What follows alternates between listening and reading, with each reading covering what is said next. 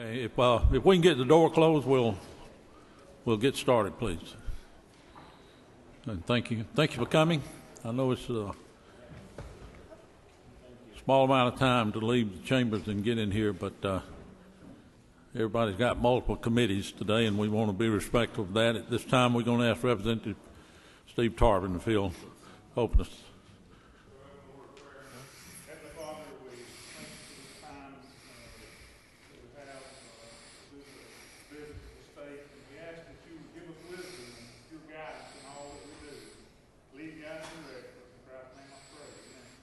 Amen. Thank you, Representative Tarbin. All right, we have before us today House Bill 952 by substitute, and at this time we'll recognize Governor's Floor Leader, Representative Nimmer. Thank you, Mr. Chairman, members of the committee, and those in attendance. I appreciate the opportunity to come back before this committee again with a substitute to House Bill 952. Just as a refresher, this was a bill that was started off as a conversation out of the federal court opinion on the dental board case in North Carolina. That spurred the interest of our Attorney General and our Secretary of State's office, and ultimately our governor in the executive branch. Those three communicated and came up with an original plan that I presented before this committee several days ago, and from there we've made several amendments and adjustments, and I am of the impression and am very clear that we do not have it 100% palatable for everyone. However, I am also of the impression and 100% clear that we are a body that has to make decisions based on good governance and the best interest of the people of Georgia.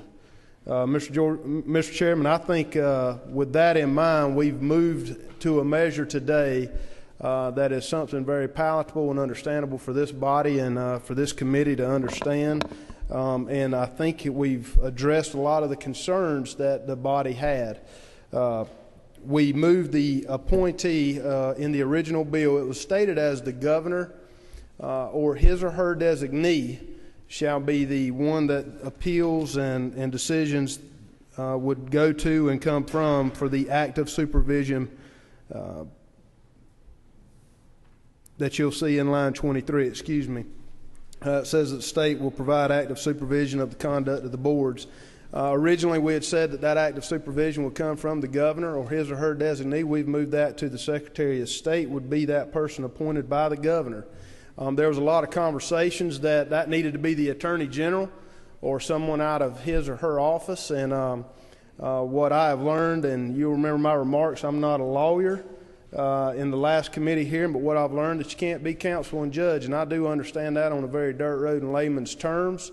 And so what we have, in my understanding and conversations about this measure, I understood, and everybody way above my pay grade and with a lot more intellectual abilities than I did, understood that the Attorney General needed to stay engaged in this measure. So to leave them as counsel to the licensing board, the Attorney General will stay engaged with all meetings and rules and recommendations by those boards. The Secretary of State will then, and through one of the changes that was requested by some interested in this bill, putting in a time frame, and you'll notice that on line 66 on page 3, we said that the Secretary of State in this version of the bill will make a response within 90 days through recommendation from the Attorney General, who is either sitting in or via teleconference on all board meetings. Mr. Chairman, there was a lot of concern in the last meeting about whether or not we needed boards in Georgia. I want to state again that this is not the subject matter that deals with that. I understand that people have a concern and a conviction about the red tape dispenser around some of our businesses and the ability to expand and function, but this has nothing to do with that measure. I can appreciate and respect people's opinions and thoughts and directions on that.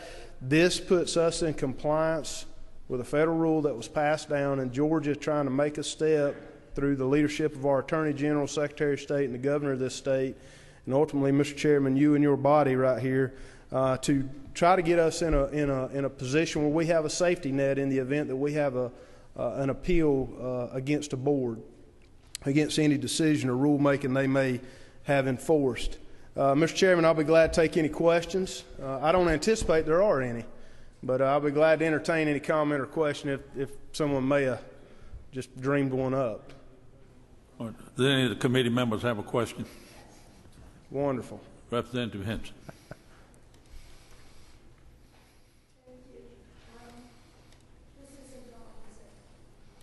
I can hear you, Representative Henson. You can?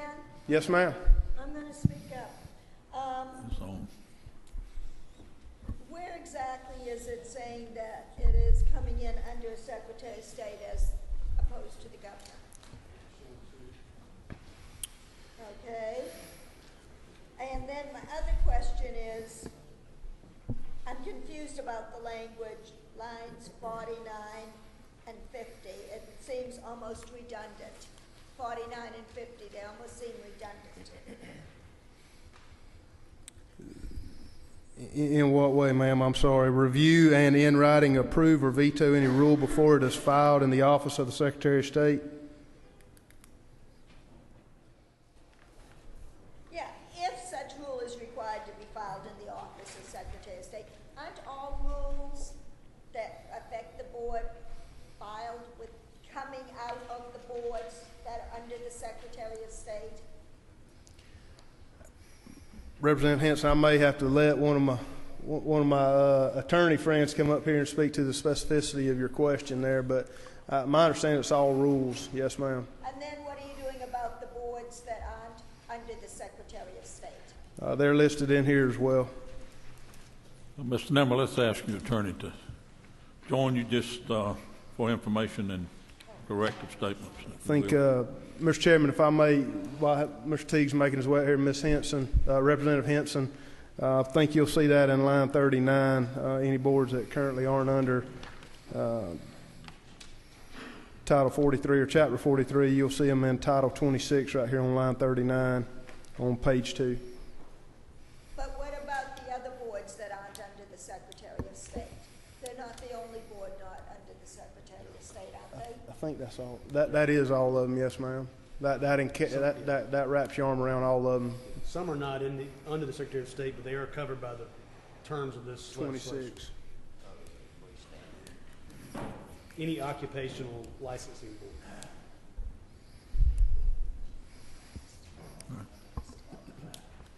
board. We have one other. Representative Harden. Yeah, Representative Nimmer, Yes, sir. I was listening to your presentation, and you mentioned the Attorney General. What line was that on?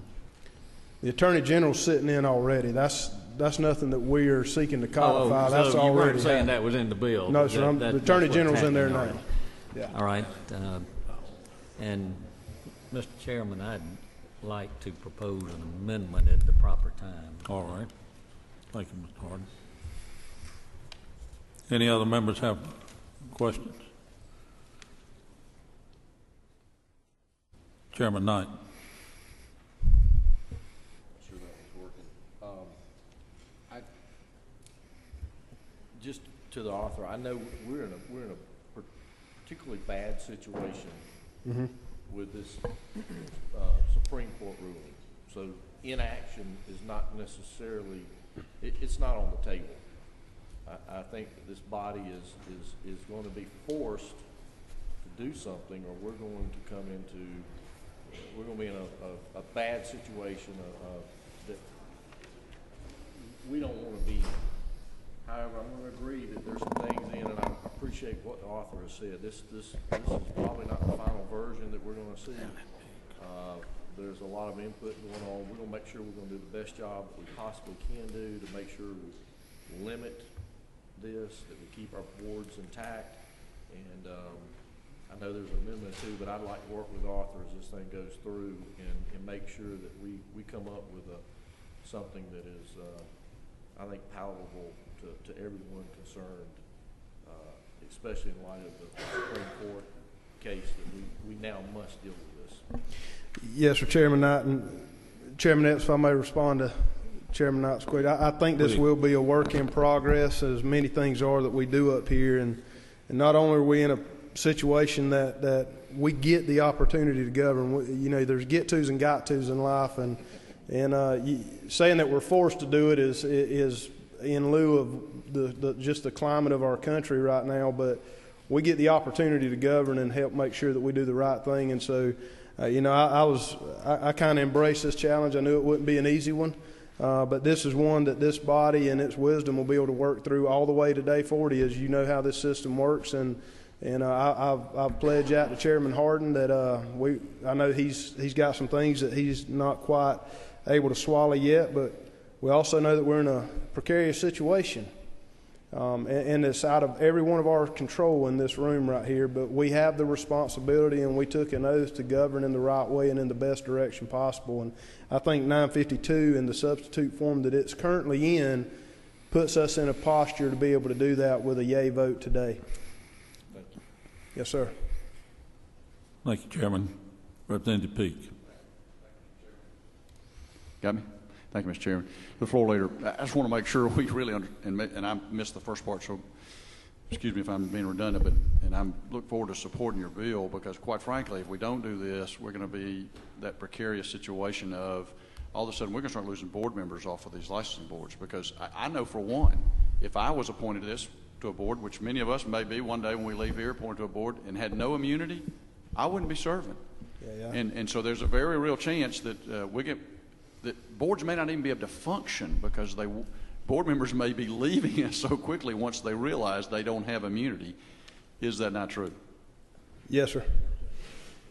I appreciate you pointing out the obvious, but yes, sir, that is very true. Thank you, Representative. Representative Harden. Yeah, Mr. Chairman, first of all, Representative Peake, I would point out, though, that immunity is there as long as the board member does as the Attorney General who sits in on the board meeting recommends. So there has been immunity for board members. This is a case, I think, where we may see a board act beyond the advice of the Attorney General, and then they would not have the immunity. But I would, if it's proper time, I'd like to make Now's the time, Representative. like to make two amendments. The first one would be on page 3, line 65.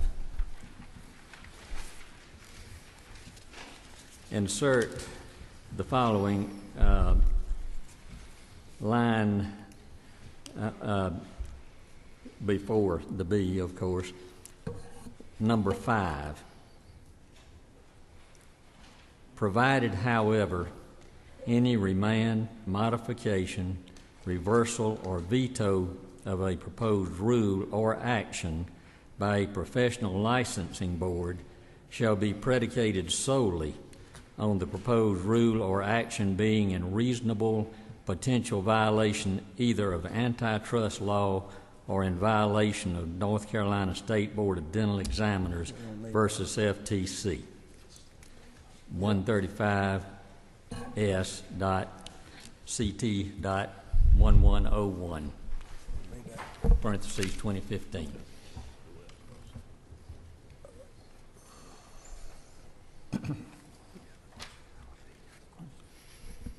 All right. Representative Peake, you have a question? You have a comment? Recognized. I'd be interested in maybe getting the governor's learned counsel to address the amendments.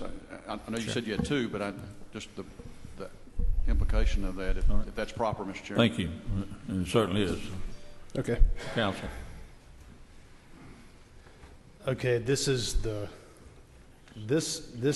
just to respond quickly to the question, if you allow, the question you'd asked Representative Peake about whether or not, if you followed the advice of the Attorney General, whether that prevents you from having immunity.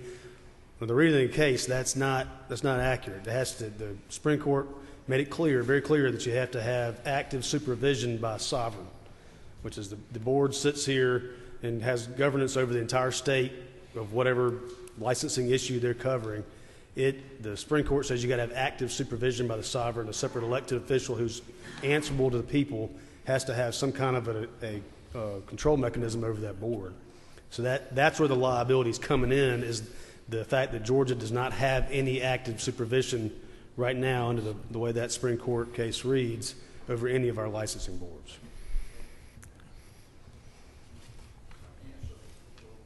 Saying is that this bill would provide that supervision, which would provide the immunity, but if we don't act, It would. that we would have board members with significant, with no immunity for serving on that board. And to this amendment, it's my legal opinion that if you added this amendment in, it would nullify the impact of this legislation to remove that existing antitrust problem that we have for each board, if you added that language in. Okay, thank you. Thank you, Counsel. All right, we have a motion. I have a motion for an amendment. Do we have a second? Have a motion and a second. Chairman Shaw, you.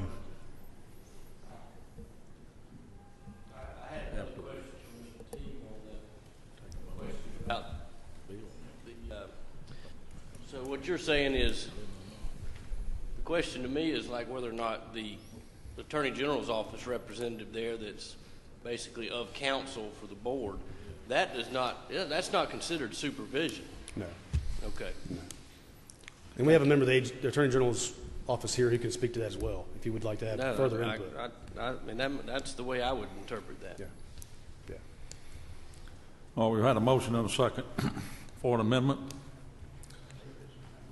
We're going to ask for a vote on the amendment. All in favor of the amendment, say aye. Aye. Any opposed?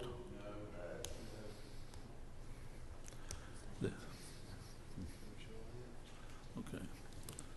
Maybe see a hand vote, please. All those in favor of the amendment, raise your hands.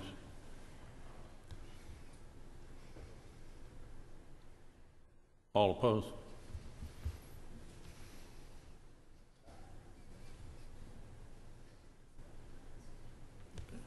Amendment carries. All right. This time we'll entertain a motion on the bill as amended.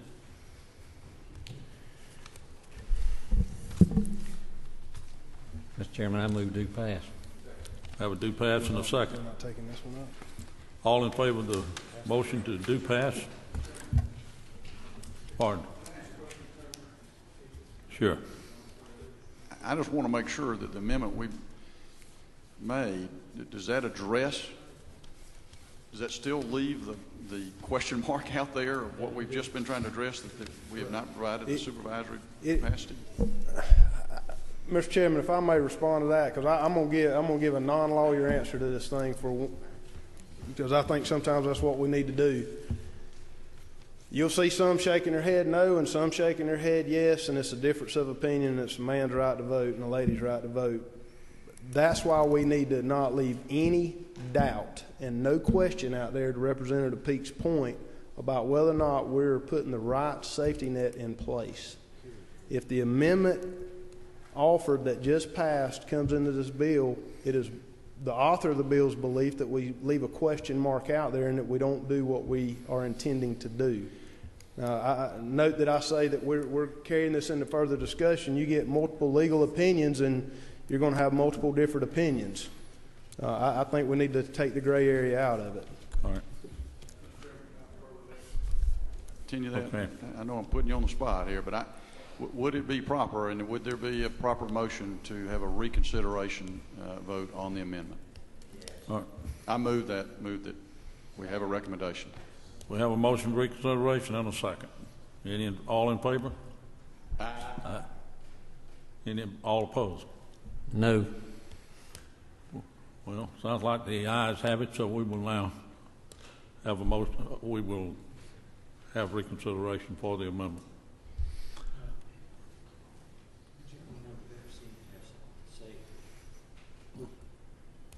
Not a committee member. Okay. Again, all those in favor of the amendment, as stated, raise your hand in favor. Aye. Okay, you don't count with me. Okay. All opposed by the same sign.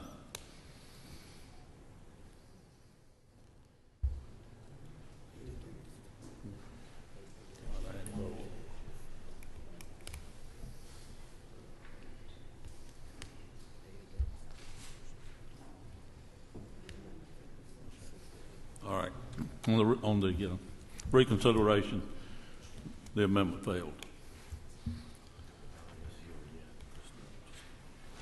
We now need a motion on the bill without the amendment. Have a do pass and second. All in favor, say aye.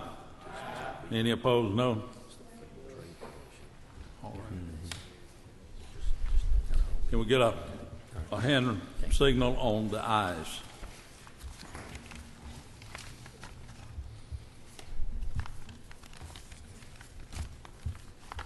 And a hand signal on the noes.